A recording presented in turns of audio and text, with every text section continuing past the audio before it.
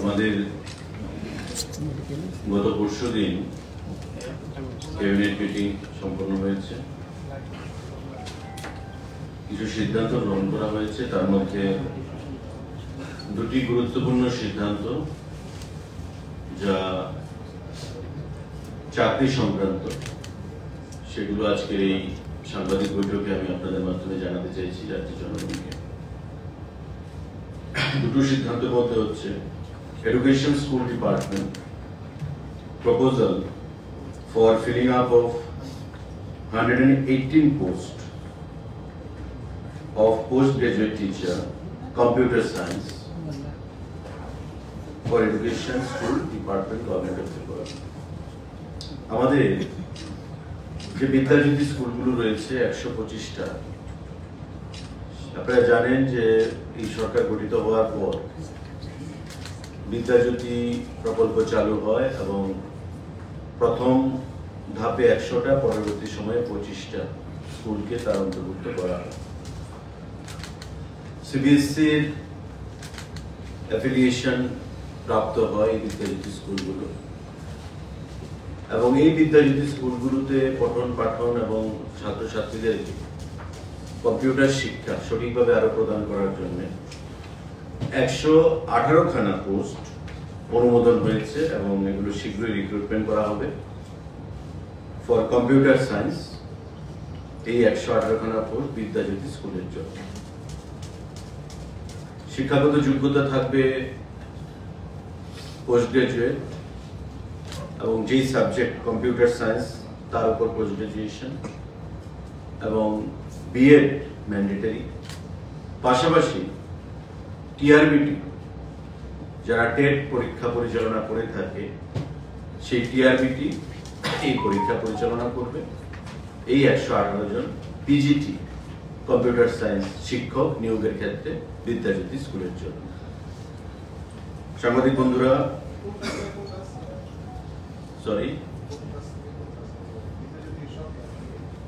এটা ডিসিশনটা এসেছে বিদ্যাজ্যোতি স্কুল যে 125খানা রয়েছে তাদেরকে, এই 118 জনকে ওই বিদ্যাজ্যোতি স্কুলের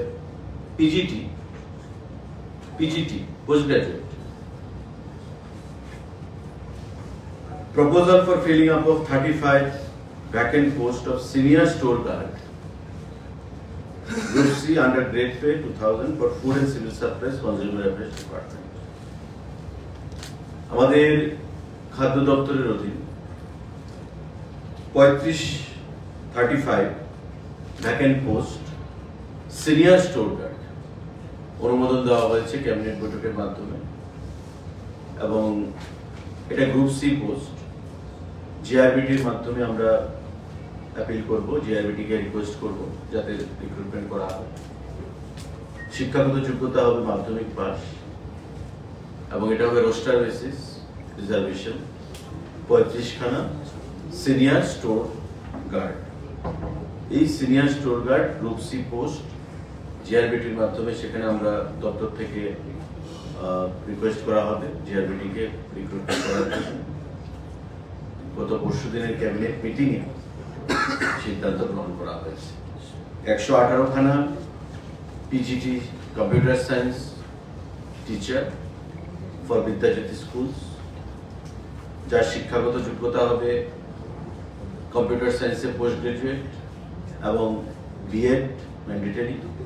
টিআরবিটি তার পরীক্ষা গ্রহণ করবে। আর 35খানা ফুড অ্যান্ড সিভিল সাপ্লাইজ ডিপার্টমেন্টে সিনিয়র স্টোর গার্ড, যেটা গ্রুপ সি পোস্ট, আমরা রিক্রুটমেন্ট করব। জিআরবিটিকে আমরা রিকুইজিশন পাঠাবো যাতে তারা এই রিক্রুটমেন্ট সম্পন্ন করে। আরও কিছু সিদ্ধান্ত আছে, সেগুলোর মধ্যে এই দুটো রিক্রুটমেন্ট বেসিস, রিক্রুটমেন্ট সঙ্গে যুক্ত এই দুটো সিদ্ধান্ত আপনাদের মাধ্যমে আমরা আজকে জানিয়ে দিলাম। তার জন্য আপনাদেরকে এখানে ডাকা হয়েছে, খুবই সংক্ষিপ্ত এই প্রেস ব্রিফিং এর জন্য। সবাইকে ধন্যবাদ। সরকারি টেন্ডার দেওয়ার ক্ষেত্রে বিভিন্ন সংবাদপত্রে এখন আর দেওয়া হবে না, এরকম একটা সিদ্ধান্তের কথা শোনা যাচ্ছে। আমি জাস্ট সারাদিন মিটিং এ ছিলাম, আমার নলেজ ব্যাপারটা ডিটেল আসেনি। সার্কুলার একটা আমি দেখেছি বিভিন্ন সোশ্যাল মিডিয়াতে ঘুরছে, তবে দপ্তরের সঙ্গে কথা না বলে, অফিসারদের সঙ্গে কথা না বলে, কমান্ডেন্ট মন্ত্রীর সাথে কথা না বলে আমি এই বিষয়ে কোনো কিছু বলতে চাই। গতকাল কংগ্রেসের বিধায়ক সুদীপ রায় বর্মন বলেছেন, অনেকটা আপনার প্রশংসা করে সরকারের সমালোচনা করেছেন, কি বলবেন যে খাদ্য দপ্তরে রেশন সামগ্রী দেওয়ার ক্ষেত্রে উনি সঠিকভাবে খবর রাখেন না বোধহয়। নিশানা করাই যদি মূল উদ্দেশ্য হয় বা আক্রমণ করাই যদি মূল উদ্দেশ্য হয়, তবে আমি সে কথা বলছি না। কাকে দোষ, কাকে টার্গেট করা, সেটা আমি পরে আসছি।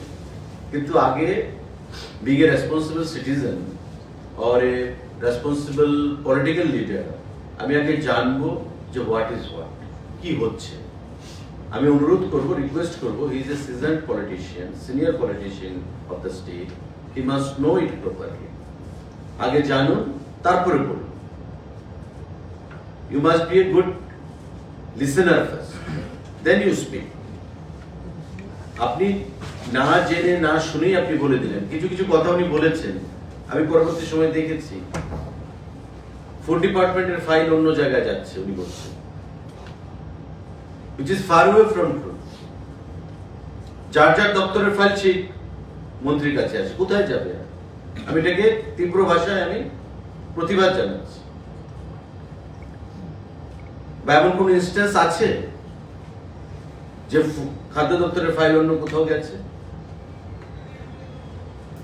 রেশন সামগ্রী বলছেন যে আগে সিদ্ধান্ত হয়েছে, এখন পাচ্ছে না। কি পাচ্ছে না?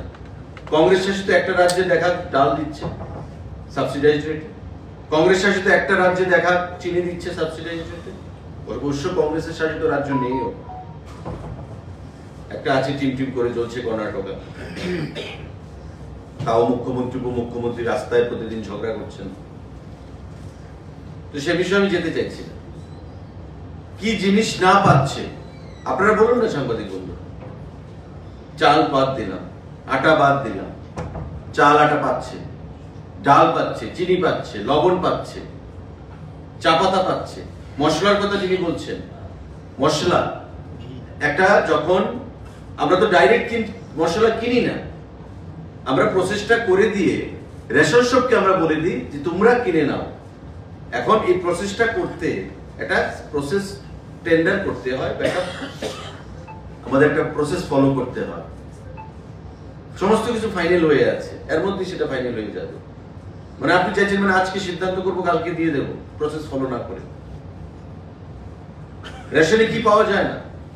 গত দুর্গাপূজার সময় ত্রিপুরা রাজ্যে প্রথমবার বিনামূল্যে সুজি, চিনি, ময়দা সারা রাজ্যে 9,83,000 রেশন কার্ড হোল্ডারকে প্রদান করা হয়েছে। আপনারাও পেয়েছেন, ওনার পরিবার পেয়েছে, ওনার একজন থেকে এনেছেন কিনা জানি না। বলছে রেশন সময় পাননি আগের মতো জিনিস, আমি শুনেছি। আমি যে দপ্তরকে চালাচ্ছি সেই দপ্তরকে আঙ্গুল দেখিয়ে আমার প্রশংসা করে তো লাভ হবে না। হোয়াট ইজ হোয়াট মানুষ বুঝে, আমরাও বুঝি। বা যে কথাগুলো বলেছেন আমি সেটাকে প্রতিবাদ জানাই, এবং রেশন শপের মাধ্যমে সমস্ত কাজ স্বচ্ছভাবে, ট্রান্সপারেন্ট ভাবে সেখানে পরিচালনা করা হয়। বা আপনারাই বলুন আপনাদের নিজের অভিজ্ঞতাতে। আমাদের রাজ্যের মডেলকে ফলো করছে আসাম। আসামের মুখ্যমন্ত্রী অফিসার পাঠিয়ে প্রথম আমার সঙ্গে কথা বলেছে, তারপর অফিসার পাঠিয়ে আমার ফুড ডিপার্টমেন্টের ডাইরেক্টরের সঙ্গে কথা বলেছেন। ডাল আমরা কিভাবে দিচ্ছি, সাবসিডাইজড রেট কি সিস্টেমে দিচ্ছি, আসাম দেবে। ত্রিপুরা রাজ্য নর্থ ইস্টের মধ্যে প্রথম গণবন্টন ব্যবস্থা, সারা দেশের মধ্যে চতুর্থ গণবন্টন ব্যবস্থা। এটা আমার কথা নয়, গত কয়েকদিন আগে গুয়াহাটিতে মিটিং হয়েছে government of India joint director লেভেলের অফিসারদেরকে নিয়ে। প্রথম ত্রিপুরা গণবন্টন ব্যবস্থা, সারা দেশের মধ্যে চতুর্থ গণবন্টন ব্যবস্থা। উনি বললেই তো হবে না, বিরোধিতা করার জন্য বিরোধিতা একটা, কিন্তু বাস্তব আলাদা। ডাল দেওয়া হচ্ছে, চিনি দেওয়া হচ্ছে, লবণ দেওয়া হচ্ছে, সরষের তেলের টেন্ডার ফাইনাল হয়ে আছে, রেটটা খুব হাই। মার্কেটে সরষের তেলের যা রেট সারা দেশে আমরা সাবসিডি দিয়েও যদি মানুষকে প্রদান করি, তবে মার্কেটের সঙ্গে রেশনের যে ডিফারেন্সটা সেটা বেশি থাকবে না। তো স্বাভাবিকভাবে মানুষ রেশন থেকে কেন নেবে? তার জন্য আমরা একটা ওয়েটেড ওয়াচ করছি সারা দেশে তেলের দামটা কমে কিনা। মশলার কথা বলছেন, প্রসেস হয়ে আছে, এতদিন দেওয়া হয়েছে, এমন ভাবে ব্যঙ্গ করে বলছেন যে খাদ্য দপ্তরে হবে না, ফাইল তো আরেক জায়গায় যাচ্ছে। কি করে জানেন উনি ফাইল আরেক জায়গায় যাচ্ছে? ওনাকে কেউ বলেছে? ক্যারিকেচার করে, ব্যঙ্গ করে কথা বলা খুব সহজ, কিন্তু বাস্তবটা এবং একটা সিজন পলিটিশিয়ান, সিনিয়র পলিটিশিয়ান থেকে এই জিনিসটা আমরা আশা করি না। সত্যের সঙ্গে কোনো যোগাযোগ নেই উনি যেটা বলেছেন, আমি তার প্রতিবাদ জানাচ্ছি। এটা রাজনৈতিক ভাষণ ছিল, মঞ্চে উঠে অনেক কিছু বলা যায়। রাজনৈতিক ভাষণ যখন দিতে ওঠে কেউ মঞ্চে অনেক কিছু বলে ফেলে, যা সত্যতা থেকে অনেক দূরে। তাই এই দলকেও মানুষ বর্জন করেছে সারা দেশে এবং ত্রিপুরা রাজ্যে। আমরা দেখছি গতকাল কি লোক হয়েছে। সুতরাং সত্য জিনিসটা গ্রহণ করাই উচিত এবং বাস্তবে দাঁড়িয়ে কথা বলাটাই উচিত। আপনি যেহেতু গভর্নমেন্টের স্পোকসপারসন, সরকারের বিরুদ্ধে কথা বলতে গিয়ে তিনি মুখ্যমন্ত্রীকে সরাসরি আক্রমণ করে বলেছেন কমিশনের সরকার, 10% কমিশনের সরকার, ভাই বন্ধুর সরকার। এই বিষয়টাতে কি বলবেন? দেখুন, এটা তো ওনার ভুলই হয়ে গেছে। সুতরাং এই বিষয়ে আমি কোনো কিছু বলতে চাই না, কিন্তু আমি যেহেতু সরকারের মুখপাত্র, আমি এটাও শুনেছি উনি বলেছেন, ওই সময় অ্যাকচুয়ালি আমি শিববাড়িতে একটা প্রোগ্রাম ছিল, একটা সংগঠনের একটা প্রোগ্রাম ছিল, আমি গেছিলাম শিববাড়িতে। তো আমি রাস্তা দিয়ে যাচ্ছিলাম আপনার ওই পোস্ট অফিস চৌমনি হয়ে এই আমাদের রোডে, সেই রোডে আমি কামানচৌমনি রোডে যাচ্ছিলাম। আমি বক্তব্য শুনেছি, বলছে সরকার, আজকেও যে আমি বললাম 118টা রিক্রুটমেন্ট, এবং দেখবেন এটাকেও ব্যঙ্গ করা হয়। বলছে সরকার কোনো চাকরি দিচ্ছে না, আর আমারই একজন স্নেহধন্যকে দিয়ে এগুলি বলানো হচ্ছে। মানে উনি বলতে চাই যে আমাকে জোর করে কেউ বলাচ্ছে, আমাকে বাধ্য করা হচ্ছে। I am the spokesman of the government. This is my responsibility to ventilate the decision of the government to the people. বলছে ওকে বলানো হচ্ছে, মানে আমাকে কি কেউ গান পয়েন্টে মানে বন্দুক ধরে বলাচ্ছে যে তোমাকে এটা বলতে বাধ্য? সরকার আমাকে মুখপাত্র বানিয়েছে, আমি সেটা বলছি। তো কথার যে প্রেজেন্টেশনটা আমি শুনছিলাম বক্তব্যে, যে ওকে আপনারা ভুল বুঝবেন, মানে উনি এটা প্রমাণ করতে চাইলেন যে আমি হয়তো ওনাকে কমপ্লেন করেছি, যে আমাকে দিয়ে জোর করে বলানো হচ্ছে, আপনি বলুন, প্রতিবাদ করুন। মানে আমাকে মুখপাত্রকে কোশ্চেন মার্ক এনে দাও, ডাউটের মধ্যে নিয়ে আসে ওকে, যাতে সবাই ভাবে উনি হয়তো বলেছেন মুখ্যমন্ত্রীর বিরুদ্ধে। তো ওবার চালাকি, বেশি চালাকিতে তো ভালো কাজ সম্পন্ন হয় না। আপনার দলে আপনাকে কোনোভাবে কোণঠাসাগ্রস্ত করে? আমি সে কথা বলবো না, ওনার ইন্টেনশন কি ছিল এটা উনি জানেন, কিন্তু দ্য ওয়ে হি আটার্ড, উনি যেভাবে বলেছেন সেই জিনিসটা তো শুনতে ভালো শোনায় না। না, আমি গভর্নমেন্টের স্পোকসম্যান, বলছে ওকে দিয়ে বলানো হচ্ছে, ওকে দিয়ে বলানো হচ্ছে, একজন মন্ত্রী আমার স্নেহধন্য, ওকে দিয়ে বলানো হচ্ছে। মানে কি জোর করে আমাকে কেউ বলছে বলার জন্য? গভর্নমেন্ট আমাকে স্পোকসম্যান বানিয়েছে, আমি যে I am bound to tell, so long I am the spokesman, I am there to ventilate the decision of the government to the people. সুতরাং আমি আহ্বান জানাবো, এই সমস্ত জিনিস আমি তো গুরুত্ব দেই না। আমি দেখেছি, শুনেছি, নিজের কানে শুনেছি, দেখেছি। ওনাকে কেউ কমপ্লেন করেনি, বা আমি কমপ্লেন করিনি, বা আমার দল থেকে কেউ কমপ্লেন করেনি, উনি নিজে থেকেই বলছেন। স্বাভাবিকভাবে এগুলো উই ডোন্ট এক্সপেক্ট, এগুলো মানুষকে বিভ্রান্ত করে, বিভ্রান্ত করেও কোনো লাভ হবে না।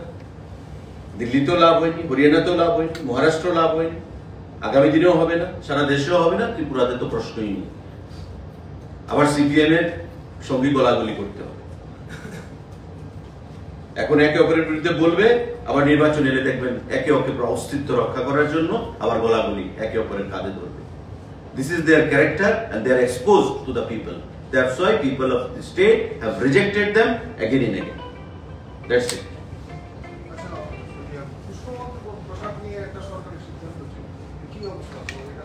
এটা এগুচ্ছে, যেটাই হবে আগামী দিনে। পুষ্পবন্ত প্যালেস নিয়েও ক্রকোডাইল টিয়ার উনি করেছেন। যেটাই হবে রাজ্যের মঙ্গলের জন্য হবে, রাজ্যের কর্মসংস্থানের জন্য হবে, যেটাই হবে পর্যটন ক্ষেত্রে, রাজ্যের পরিকাঠামোগত উন্নয়নের ক্ষেত্রে এই রাজ্যকে সামনের দিকে এগিয়ে নিয়ে যাওয়ার জন্য হবে। এবং যেটাই হবে সকলের সঙ্গে আলোচনা করে হবে। যারা স্টেক হোল্ডাররা রয়েছে সকলের সঙ্গে আলোচনা করেই হবে, আলোচনা করেই হচ্ছে। মাননীয় মুখ্যমন্ত্রী সেদিকে সজাগ দৃষ্টি রেখে কাজ করছেন এবং আমরা আগামী দিনে এটা আমরা বরাবর বলি যে আমরা চাই এ রাজ্যে ট্যুরিজম ফ্লারিশ করুক। কারণ ট্যুরিজম এটা এমন সাবজেক্ট যার মধ্যে আমরা ত্রিপুরা রাজ্যের বেকার যুবক যুবতীদেরকে লাইভলিহুড দিতে পারবো। এবং এই পুষ্পবন্ত প্যালেসে কম করে হলো 200 থেকে 400 রাজ্যের যুবক যুবতীরা ডাইরেক্ট চাকরি পাবে, ইনডাইরেক্ট আরো হবে শত শত। আর ত্রিপুরা রাজ্যের যে ফেসটা সেটা বহির্বিশ্বে একটা গুরুত্বপূর্ণ জায়গায় চলে যাবে। যেটাই হবে সকলের সঙ্গে আলোচনা করেই হবে, আলোচনা করেই হচ্ছে, সমস্ত কিছু পজিটিভ ডিরেকশনে হচ্ছে। দাদা, ত্রিপুরা কথা নিয়ে আপনার এখন রাজ্য সরকারের কি স্ট্যান্ড পয়েন্ট? কারণ ত্রিপুরা কথা তিনি সুপ্রিম বারংবার বলছেন যে যতগুলি আর যদি এখন ওনাদের যে দাবি সেটা যদি না মানা হয় তিনি যে কোনো সময় সরকার থেকে সাপোর্ট তুলে নেবেন এবং বেরিয়ে যাবেন। এবং বারংবার তিনি একটা উগ্রপন্থার হুমকি দিচ্ছেন যে যদি আবার উগ্রপন্থা তৈরি হয় একটা বিভাজনের একটা করার চেষ্টা করছে। তো রাজ্য সরকার কি এটাকে সমর্থন করবে? বর্তমান দেখুন, আমি তো বারবার বলেছি, আমরা বলেছি, আমাদের সরকার বলেছে, they are an integral part of our government now. যেহেতু তারা কোয়ালিশনে আছেন, তারা আমাদের সঙ্গে আছে এবং কেন্দ্রীয় সরকার আমাদের স্বরাষ্ট্রমন্ত্রী নিজে ব্যাপারটা ডিল করছে। সুতরাং এখানে আমার বলার কোনো ইখতিয়ার নেই। কেন্দ্রীয় সরকার যা সিদ্ধান্ত নেবে রাজ্য সরকার সেটা দেখতে মানবে। কেন্দ্রীয় সরকার যা সিদ্ধান্ত গ্রহণ করবে আগামী দিনে রাজ্য সরকার সেই দিশায় কাজ করবে। কিন্তু we are in favor of peace, fraternity, tranquility পক্ষে আমরা। আপনি যেটা বললেন যে উগ্রপন্থা কোনো কালেই সলিউশন ছিল না। উগ্রপন্থা যারা করেছে ত্রিপুরা রাজ্যে তারা নির্মূল হয়ে গেছে। উগ্রপন্থা ডেমোক্রেসির শত্রু, উগ্রপন্থা উন্নয়নের শত্রু। যারা উগ্রপন্থাকে প্রশ্রয় দেয় তারা নিজেরা নিজের শত্রু হিসাবে বিবেচিত হবে আগামী দিনে। সুতরাং মেইন স্ট্রিমে থেকে, ডেভেলপমেন্টের স্ট্রিমে থেকে, রাজ্যের উন্নয়নের স্ট্রিমে থেকে উই বিলিভ ইন কোহেসিভনেস। এক ভারত অখণ্ড Bharat, this is our policy. We want to give more empowerment in terms of development, in terms of education sector, in terms of health, sanitation, water supply, PMAY Awas. These are the criteria. Not Ugrapantha. Ugrapantha has never been a solution. It will never be a solution in the coming times also. That's it.